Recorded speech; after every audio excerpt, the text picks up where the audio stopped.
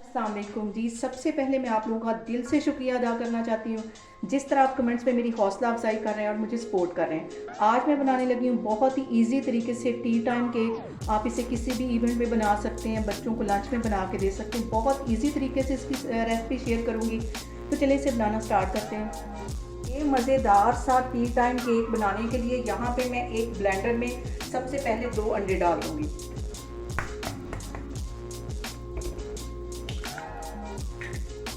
साथ ही 4 टेबलस्पून भर के मैंने कुकिंग ऑयल के ले लिए थे, ये भी मैंने नाप करके रखे हुए हैं, ये भी इसी ब्लेंडर में डाल दूँ। और आधा कप की जितनी ये चीनी है ये भी इसी ब्लेंडर में डाल दूँगी और इसको अच्छी तरह 2 से 3 मिनट के लिए मैं ब्लेंड कर लूँगी। सारी चीज़ों को ब्लेंडर में डाल के तकरीबन 3 से 4 मिनट के लिए मैं अच्छी तरह ब्लेंड कर लूँगी, तो फिर मैं आपको दिखाती हूँ। सारी चीज़ों को मैंने 3-4 मिनट के लिए अच्छी तरह ब्लेंड कर लिया। अब इसको एक बाउल के अंदर मैं ट्रांसफ़र करती हूँ।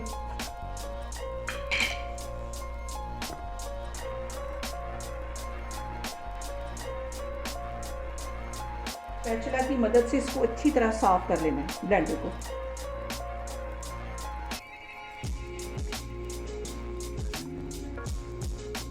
इसके साथ ही आधा टीस्पून के करीब इसमें मैं वनीला एसेंस डाल दूँगी। अब इस बाउल के ऊपर मैं एक छाननी रख दूँगी और 1 कप ये भी मैंने नाप करके रखा हुआ है मैदा, ये इसमें डाल दूँगी। और मैदे को छानना बहुत ज़रूरी है।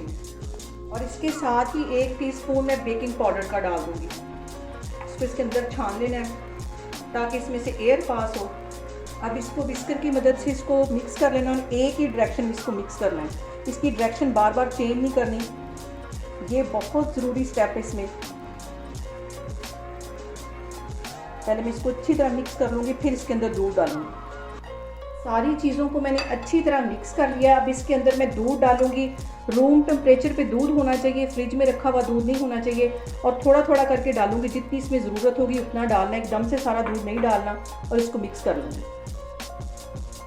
और चूल्हे के ऊपर मैंने कढ़ाई रख दिया और कढ़ाई के अंदर मैंने एक स्टैंड रख दिया और चूल्हा मैंने ऑन कर दिया ताकि अच्छी तरह जो है वो बर्तन प्री हीट हो सके।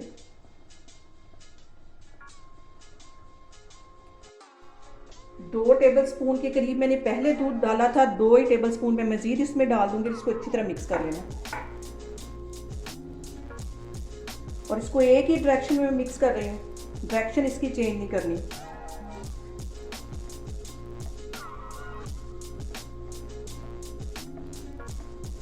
और अब इस बैटर के अंदर एक चुटकी से भी थोड़ा सा ये कम ही येलो फूड कलर है, ये इसमें चला जाएगा। इसको भी अच्छी तरह मिक्स कर लेना है ताकि इसका खूबसूरत सा कलर आए। और अब यहाँ पे मैंने ले लिया 1 टेबलस्पून भर के चिरौंजी का और उसके अंदर 1 टीस्पून के करीब मैं मैदा डाल दूंगी। इसको अच्छी तरह इसमें मिक्स करके फिर केक के अंदर डालना, वरना ये एक ही जगह सारी जो चिरौंजी है ये बैठ जाएगी। तो इसको अच्छी तरह पहले मैं मिक्स कर लूँगी। चिरौंजी को मैंने अच्छी तरह मैदे में मिक्स कर लिया है। अब इसके अंदर डालूंगी। अगर इसको मैं डायरेक्ट डालती तो ये एक ही साइड पे बैठ जानी थी।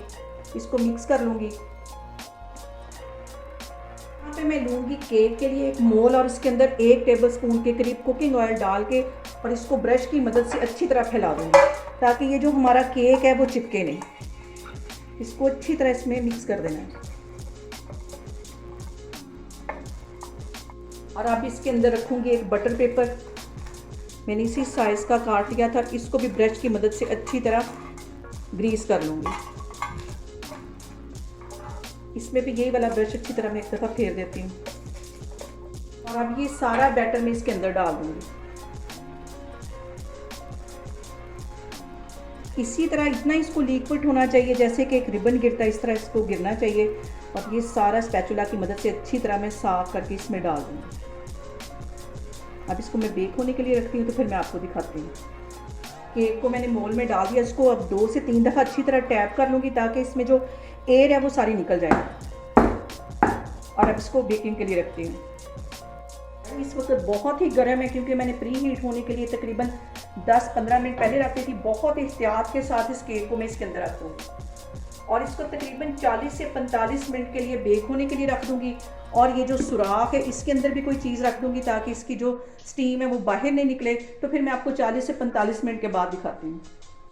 यहाँ पे देखें जी, केक को बेक होने के लिए रखे हुए मुझे तकरीबन 45 मिनट हो गए। मैंने इसे दरमियान में चेक किया था 35 मिनट पे, तभी ये कुक सही तरह नहीं हुआ था। और अभी देखें छुरी की मदद से मैंने इसको चेक किया और छुरी बिल्कुल क्लीन आई है। इसको मैं बाहर निकालती हूँ और इसको ठंडा होने के बाद मोल में से निकालूंगी।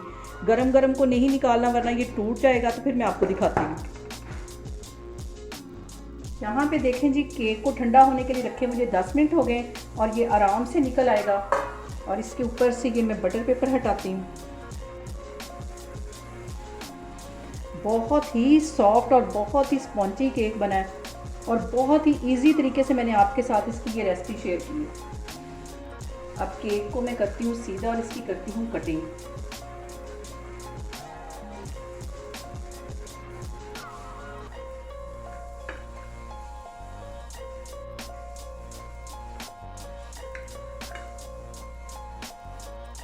ये मज़ेदार सा केक आप लोगों ने भी लाजमी ट्राई करना है। बहुत इजी तरीके से ये बन जाता है।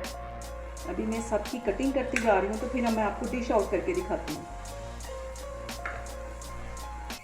यहाँ पे देखें जी, मज़ेदार सा बहुत ही स्पॉन्जी केक हमारा बनके तैयार हो गया। बहुत इजी तरीके से बन जाता है और टेस्ट में ये बहुत मज़े का है। आप लोगों ने भी इसको लाजमी ट्राई करना है और मुझे कमेंट्स में बताना है कि आपको मेरी रेसिपीज़ कैसी लग रही।